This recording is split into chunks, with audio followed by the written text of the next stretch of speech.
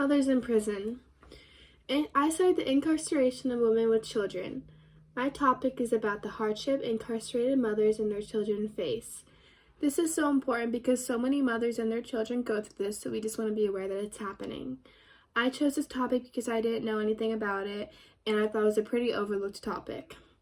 My big research question was, what is the impact on incarcerated mothers and their children?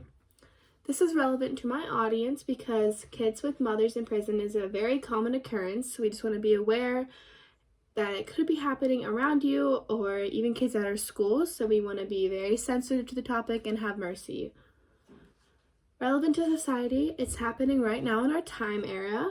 I say again, it's very common. There's about 3 million incarcerated women, and prison policy says about 80% of those women are mothers. This is a graph showing how over time kids with parents in prison have increased. It says now in 2012, 1 in 25 kids have a parent in prison. This relates to Just Mercy with the theme of corruption. Some mothers and pregnant women in prison get treated terribly. For example, this woman was in jail, and the New York Times says that she gave birth alone in a jail cell. She claims that she told her prison guards at 9:45 a.m. that her water broke and that she was going into labor, and all the prison guards did was slide a towel under the door, and they ignored her for the rest of her 5-hour labor process when she was screaming in pain. She received no medical help whatsoever during her birth. The baby was not warmed after delivery. Mucus was not wiped from his nose or his face, and the umbilical cord was not cut. She now suffers from flashbacks and some post-traumatic stress, but she did end up suing the jail.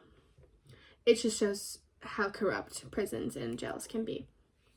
That relates to Just Mercy by all the corrupted cases that Bryan Stevenson, author, had to deal with and that he wanted to help. Specifically, a case that dealt with mothers was a mother was very poor and she was on her 6th child, so she had to have her baby at home, and she did a water birth, but she had a stillbirth baby, which means the baby came out dead, and she was charged with capital murder. This also relates to Just Mercy with the theme mercy, because some mothers do get shown mercy by the creation of prison nurseries and the Angel Tree Legacy. This relates to Just Mercy by Bryan Stevenson, showing mercy to all prison inmates and helping them. Specifically, he helped with the mother with the stillbirth.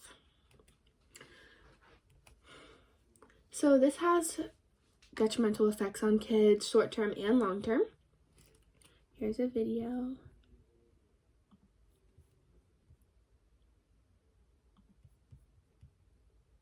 Here's a video showing the short-term effects on kids. And I got arrested actually when I was 3 months pregnant with Omar, and went to trial and lost my trial. I was convicted of a robbery charge, and someone died in the process. Some murdered in the second. Got sentenced to a lengthy sentence.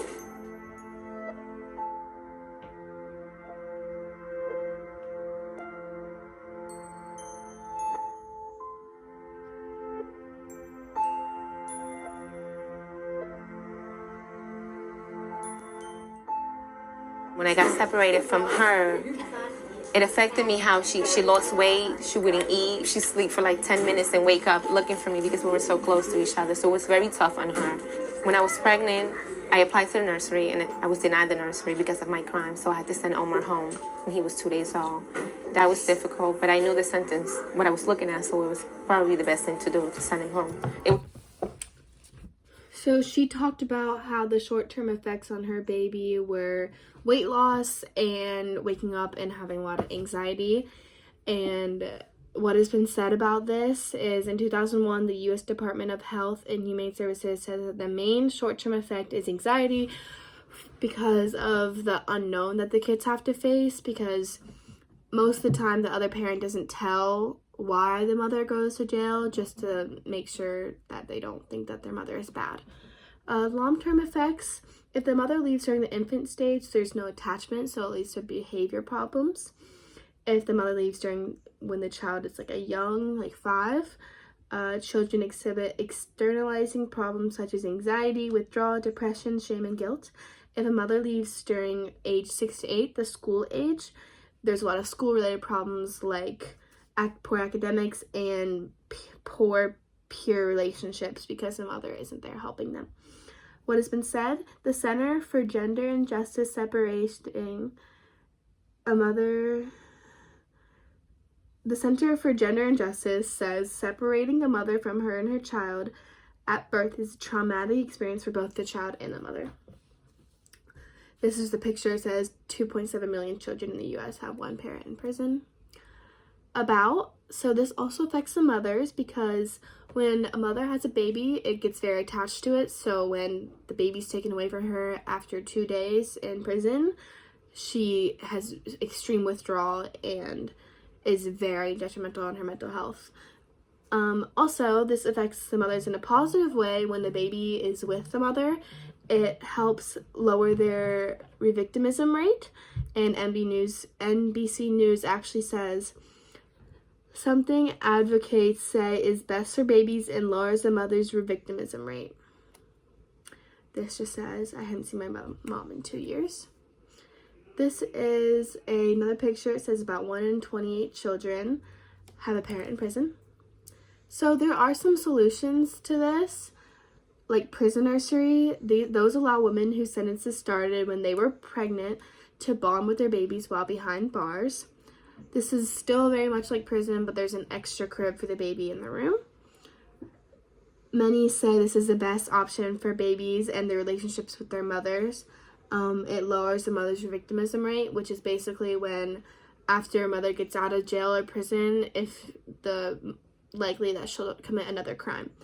NBC News says Bedford Hills found that 3-year-old revictimism rates for all women released from prison was 26% compared to the 13% for a nursery program. So it's statistically proven that it went down.